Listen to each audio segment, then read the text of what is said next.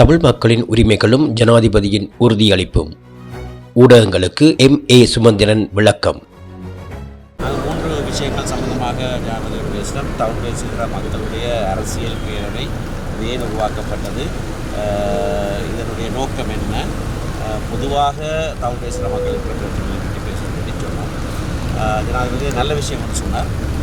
ஆனால் அதே வேளையிலே நாட்டிலே ஒரு இனவாத கருத்து ஏற்படாத வண்ணமாக பொதுவான நாட்டு பிரச்சனைகளை சம்பந்தமாகவும் நாங்கள் ஈடுபட வேண்டும் என்ற ஒரு கருத்து தான் நாங்கள் அதனை ஏற்றுக்கொண்டோம். அதிலேயும் அப்படியான விஷயங்களை நாங்கள் ஈடுபடுவோம். தமிழ் பேசும் மக்களின் பிரதிநிதிகள் குழு இன்று ஜனாதிபதியை சந்தித்து தமிழ் மக்களின் முக்கிய பிரச்சினைகள் குறித்து விரிவாக கலந்துரையாடியது.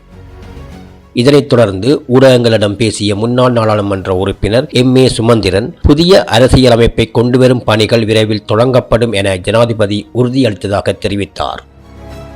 மாகாண சபை தேர்தல் குறித்து எழுப்பப்பட்ட கேள்விகளுக்கு நாடாளுமன்ற தெரிவுக்குழு அறிக்கைக்கு பின்னரே முடிவு எடுக்கப்படும் என ஜனாதிபதி கூறியதாகவும், ஆனால் அந்த குழுவின் மீது தங்களுக்கு நம்பிக்கை இல்லை என்பதையும் பிரதிநிதிகள் வலியுறுத்தியதாக அவர் குறிப்பிட்டார்.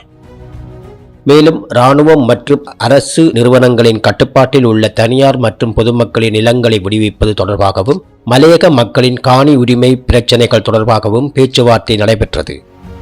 நிலங்களை விடுவிப்பதில் உள்ள தடைகள் குறித்து இராணுவத்திடம் அறிக்கை கோரப்பட்டுள்ளதாக ஜனாதிபதி தெரிவித்ததாகவும், காணி உரிமை தொடர்பான இறுதி தீர்வுகள் இன்னும் எட்டப்படவில்லை என்றும் சுமந்திரன் மேலும் தெரிவித்தார்.